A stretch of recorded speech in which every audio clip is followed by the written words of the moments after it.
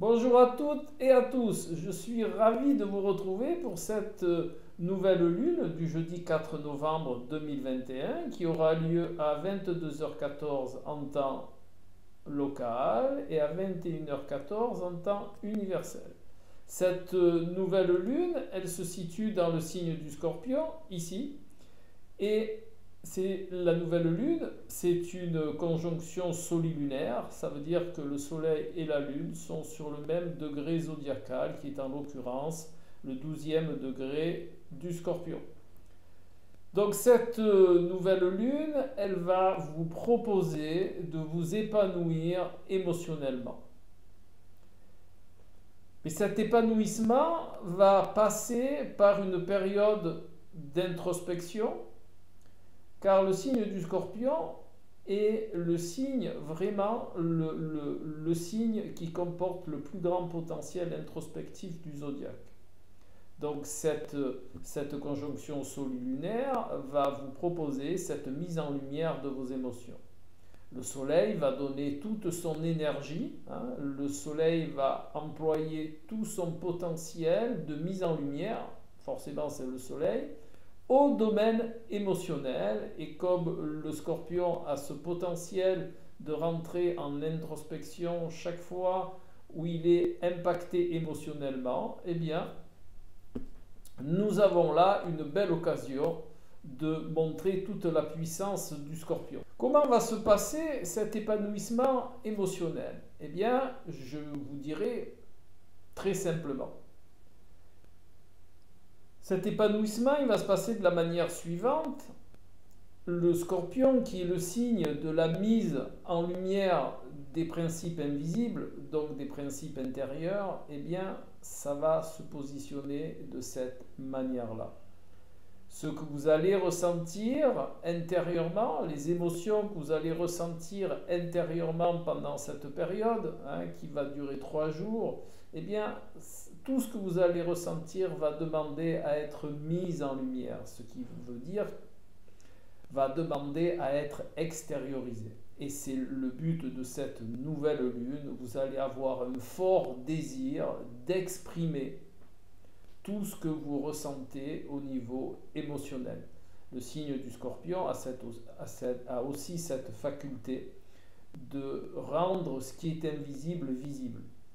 Et là, ça va être l'occasion dans le domaine émotionnel. De plus, vous voyez, cette nouvelle lune ici, en Scorpion, elle est en opposition, suivez le trait rouge pointillé, elle est en opposition avec Uranus qui se trouve dans le signe du Taureau. Donc cela va de plus, une opposition, c'est un principe, une relation entre le Soleil et la Lune et Uranus qui est dit dissonant. Dissonant, ça veut dire que ce n'est pas une relation harmonique. Ça serait plutôt une relation d'empêchement, ça serait une relation que l'on pourrait nommer d'opposé, de contradictoire. Donc là, les deux énergies, celle d'Uranus ici et celle de la nouvelle lune, de la conjonction solilunaire, on peut dire, pour faire simple, qu'elles ne sont pas copines. Voilà. Et de ce fait, Uranus va mettre tout son côté rebelle. Uranus va mettre tout son côté d'instabilité. Uranus va mettre aussi, il ne faut pas oublier, Uranus est une planète d'air, donc il va y avoir tout un processus mental, intellectuel, qui va se mettre en marche au niveau, sur le domaine émotionnel, au niveau émotionnel. Et de là, va occasionner cette fameuse introspection du Scorpion, qui va donc se mettre en place en rapport d'un questionnement.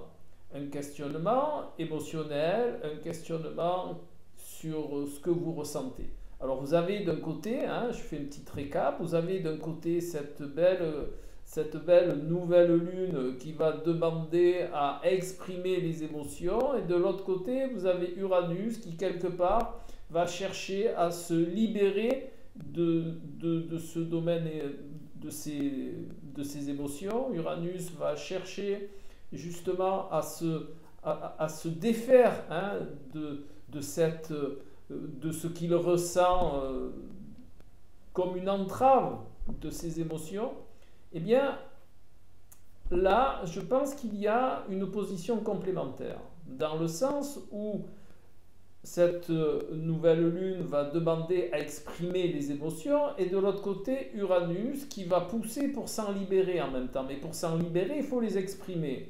Donc de ce fait, il va y avoir une partie uranienne qui va apporter un coup de pouce à cette nouvelle lune, et une autre partie uranienne qui va se dire, bon, maintenant je les exprime, eh bien, il faut que j'arrive à me libérer de l'emprise de ces émotions, il faut que j'arrive à me libérer de ces émotions qui me proposent une période d'introspection, et l'antagonisme, il peut se passer à ce niveau-là. De plus, si vous remarquez, Mars n'est pas loin, d'accord? Et de plus, Mars est en conjonction, lui, avec Mercure ici. Hein, Mercure, Mars, qui sont en conjonction. Voilà. Donc je ne compte pas la conjonction entre Mars et la conjonction solilunaire, car le Soleil et la Lune, dans leur déplacement, vont se séparer de Mars. Hein, et comme il y a 9 degrés d'écart et que c'est ce qu'on pourrait appeler une conjonction séparante, eh bien, voilà, pour faire plus simple et pour vraiment rester dans cette notion de séparativité de ces trois planètes, eh bien, je ne vais pas compter la conjonction de la nouvelle lune avec Mars. Hein, mais bien que Mars étant dans le même signe que la nouvelle lune, il y a bien entendu un rapport avec Mars et la nouvelle lune. Vous voyez, c'est un petit peu, l'astrologie est un outil très subtil. Si on ne compte pas la conjonction, il y a quand même la relation, puisque Mars se trouve dans le même signe que la nouvelle lune, et de plus, Mars, on pourrait aussi dire, suivant certaines visions astrologiques, il est en domicile dans le signe du Scorpion avec Pluton. Voilà. Tout ça, c'est un petit peu des repères astrologiques, mais cela va engendrer, bien entendu, toute cette mise en lumière émotionnelle va aussi engendrer quelque part des tensions mentales, quelque part des tensions un petit peu au niveau de la réflexion, hein, et on va certaines fois, pour certains d'entre vous, suivant leur thème de naissance et où sont placés leurs facteurs, s'ils touchent ces facteurs astrologiques-là, eh bien, il peut y avoir des moments de tension dus à l'expression de ses émotions, hein, et justement de les mettre en lumière. Ce qui veut dire les mettre en lumière, ça veut dire vivre ces émotions pleinement, hein, les porter à la conscience. Voilà, il faut savoir que la Lune aussi a un rapport avec l'inconscient. Le Soleil va donc éclairer cet inconscient. Et quand le Soleil éclaire, quand le Soleil met en lumière, eh bien, il y a les principes qui sont en rapport avec le Soleil, qui sont mis au conscient, qui arrivent au conscient. Et donc, on va les vivre consciemment. Voilà, voilà un petit peu les énergies de cette nouvelle lune. Alors, je vais vous faire une petite récap, hein, pour que tout soit bien clair, parce que c'est vrai que là, les énergies, elles s'entremêlent. Donc, ce qu'il faut retenir surtout de cette nouvelle lune, c'est la mise en lumière des émotions. C'est la mise au devant, c'est la mise sur l'affiche du domaine émotionnel, dont une part qui va engendrer une introspection. D'autre part, on va justement chercher à se libérer des émotions qui sont inadaptées. Et d'un autre côté, Uranus, par sa puissance, eh bien, va aussi amener son énergie libératrice. Donc libératrice, pour s'en libérer, il faut l'amener à la conscience. Donc dans ce sens-là, ça va du même côté. Ensuite, nous avons Mars dans le même signe qui va influencer, bien que ce soit séparant, hein, je vous le redis, qui va aussi influencer de son énergie cette nouvelle lune qui lui est conjoint à Mercure ici, hein, vous voyez, Mars, Mercure qui sont conjoints, donc qui peut amener des tensions, hein, qui peut amener des tensions au niveau mental, hein, qui peut amener une crise, qui peut amener aussi une certaine impatience, qui peut amener un mouvement intérieur, un agacement, hein, voilà. Mais je dirais l'ensemble de cette nouvelle lune est très bénéfique car elle va vous permettre de mettre en lumière peut-être des émotions, des ressentis qui étaient à l'intérieur de vous et qui, quelque part, eh bien, vous posaient des mal-être ou des petits problèmes, et bien ça va se régler. Ces émotions, elles vont être mises à jour. Votre système introspectif, il va se mettre en marche et vous allez réguler tout cela de la meilleure des manières. Voilà, bien entendu, je vous le redis, il y a une opposition à Uranus, hein, qui va aussi mêler à tout cela un petit peu d'instabilité, donc pas d'affolement, hein. Si vous sentez émotionnellement un peu bousculé, eh bien calmez-vous. Je vous propose, si vous sentez bousculé, je vous propose eh bien, de vous mettre dans un endroit qui vous est agréable, où l'ambiance vous convient, et de rester quelques minutes, hein, 5, 6, 10 minutes assis comme ça, les yeux ouverts, sans penser, sans faire remonter au mental des pensées, et vous laissez au contraire remonter de manière inactif, hein, ce que vous ressentez. Et une fois que ce que vous ressentez remonte, ben, vous le passez un petit peu par le système de relativisation et vous verrez les choses elles vont se calmer. Bien entendu, Uranus apporte son besoin libérateur, donc laissez faire, tranquille, hein.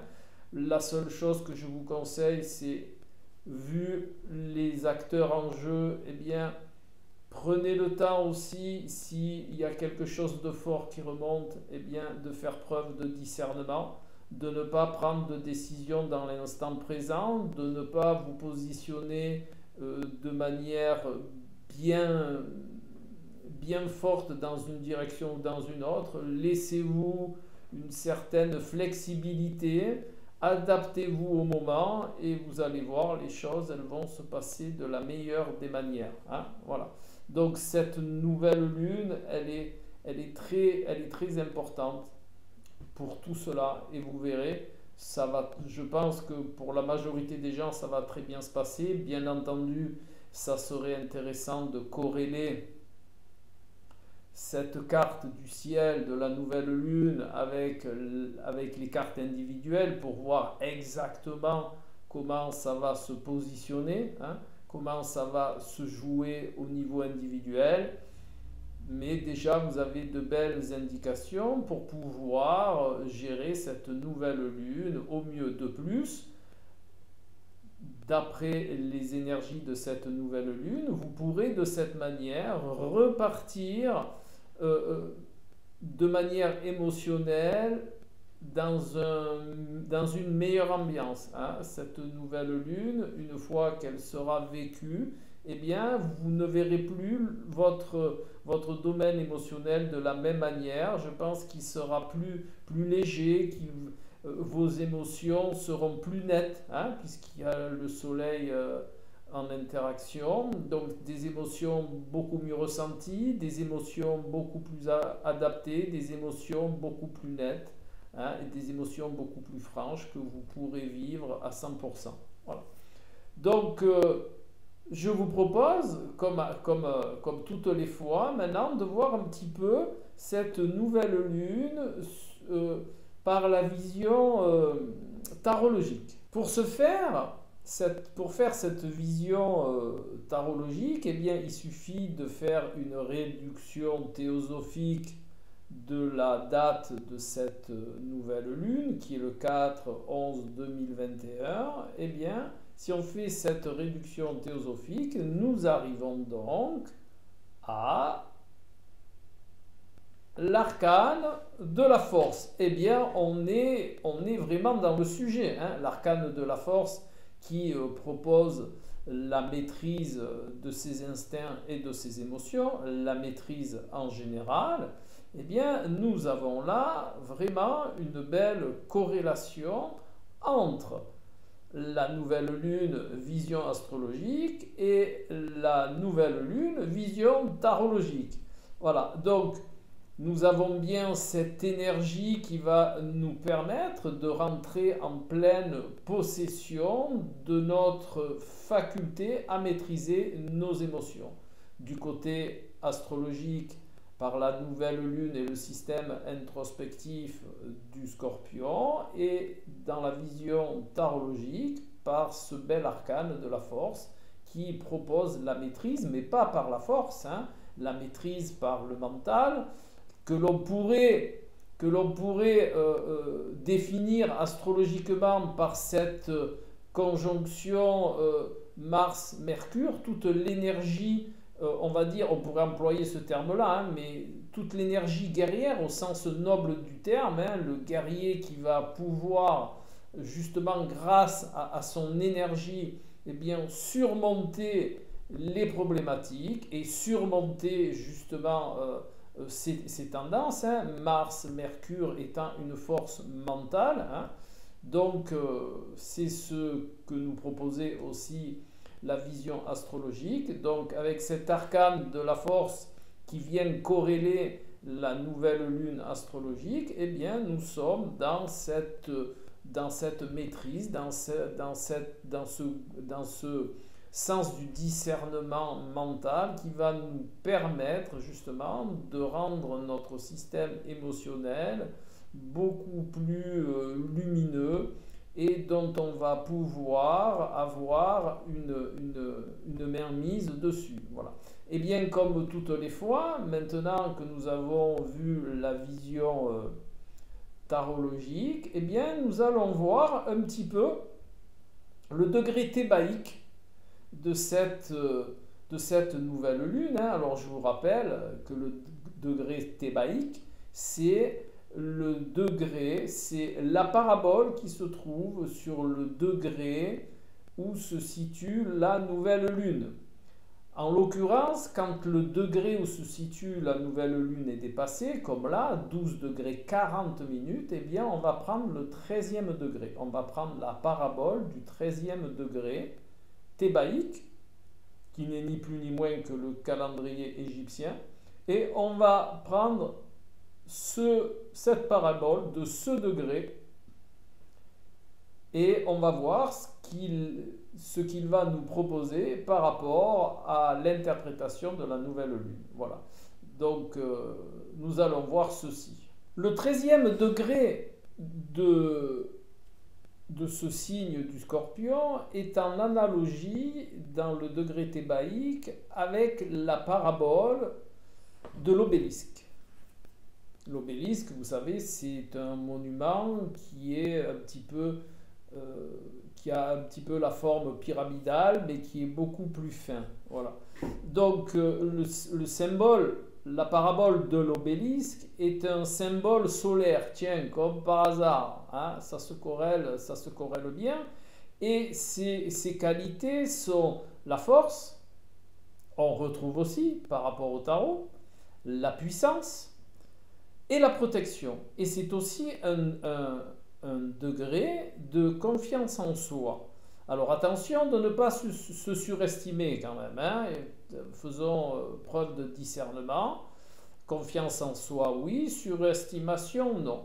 Voilà, donc c'est un beau degré, hein. C'est un degré qui est très bénéfique, ce 13e degré du Scorpion. Donc pour information, tous ceux qui sont nés avec le soleil sur ce degré astrologique, eh bien, ils ont ces qualités-là. Ils ont les qualités de la parabole proposée par le calendrier thébaïque. Voilà. Juste petite parenthèse. Voilà. Donc, ce degré thébaïque, il propose exactement la même chose que la vision tarologique et que la vision astrologique, c'est-à-dire une maîtrise de la puissance de la protection, de la confiance en soi par rapport à son domaine émotionnel, ce qui est vraiment bien représenté, bien corrélé, puisque la nouvelle lune est une conjonction solilunaire et que l'obélisque est un symbole solaire. Voilà. Donc je pense que c'est vraiment une belle nouvelle lune d'expression de ses émotions, de manière à mieux les vivre, de manière à ce qu'elles soient, à ce qu'on soit bien en harmonie, en adéquation avec notre système émotionnel, avec nos émotions, avec notre domaine émotionnel. Voilà. Voilà le plus large éventail de mots qui est en relation avec ce domaine. Voilà. Donc, eh bien, là aussi, comme à chaque fois, nous allons voir un petit peu, nous allons voir les énergies qui vont être disponibles à ce moment-là de l'année en ce qui concerne le thème astral de la France, qui, je vous le rappelle, est basé sur le thème de la Ve République. Les énergies, donc, pour la France, elles sont elles sont orientées beaucoup dans la discussion. Il va y avoir de grands débats, il va y avoir aussi beaucoup de débats sur l'argent, sur les finances, sur des plans qui vont être dévoilés durant ce mois de novembre. Il va y avoir aussi des moments de tension. Il va y avoir... Voilà, ça va être vraiment une période de discussion très orageuse, je vais dire, et on va apprendre des choses. Il y a des principes, et je pense qu'il y a des idées qui vont être mises en lumière, hein, forcément, puisqu'il y a pas mal d'interactions dans le domaine de l'échange, de la communication, dans le domaine aussi de la rébellion. Voilà, je pense qu'il y a beaucoup de désaccords dans cette période-là, il y a beaucoup d'idées contraires, il y a des révélations qui vont être faites, qui vont être mises en lumière et qui vont engendrer encore des discussions, des tensions, des désaccords. Voilà. En réalité, ce mois de novembre, il va être mis sous deux domaines. Beaucoup de communication, beaucoup de discussions, dont une grande partie sera orientée vers le domaine financier. Voilà, on va vraiment baigner dans cette énergie-là. Bien entendu, les directives gouvernementales, quelles qu'elles soient, vont être maintenues. Le collectif, ce que j'appelle le collectif, eh bien, c'est-à-dire le peuple français, eh bien, il est bien sûr, il est mis on ne l'écoute pas. Voilà, je pense que une des grandes discussions qu'il va y avoir, c'est que il y a une dissonance et il y a des gens qui ne sont pas écoutés. Il y a aussi une grande propension à la différence d'idées, mais pas à la différence constructive, à la différence qui oppose. Voilà. Donc on va vivre un peu dans ce marasme-là. Donc là c'est pareil, hein. Le conseil, c'est faire preuve de discernement, c'est savoir prendre du recul, c'est de ne pas s'énerver. Voilà, et essayer d'analyser les choses, surtout analyser les choses avec le maximum de connaissances. Pas avoir un avis, mais se forger un avis. Hein? Avoir un avis, eh bien, on réagit aux stimuli extérieurs de manière presque instinctive. Et se forger un avis, c'est tout à fait différent, car se forger, hein, comme le forgeron dans sa forge, hein, eh bien, il va y mettre du labeur, il va y mettre de l'énergie pour avoir le résultat de ce qu'il escompte fabriquer. Eh bien, se forger un avis au niveau intellectuel, c'est pareil, c'est faire des recherches, c'est acquérir des connaissances dans le domaine qui nous intéresse, hein, c'est vraiment prendre des avis tous azimuts. C'est se former à ce à quoi on veut avoir, ce à quoi sur lequel on veut se forger un avis. Donc ça demande du temps, ça demande de l'investissement, ça demande de la persévérance. Et quand notre avis est forgé, eh bien après, on peut les mettre, hein. Voilà. C'est juste un petit conseil entre l'avis et se forger un avis. Voilà. Eh bien, j'espère que cette nouvelle lune, elle vous intéresse beaucoup, que vous allez pouvoir en tirer profit surtout, hein, que chacun va pouvoir en tirer profit. Astrologiquement votre, Alain.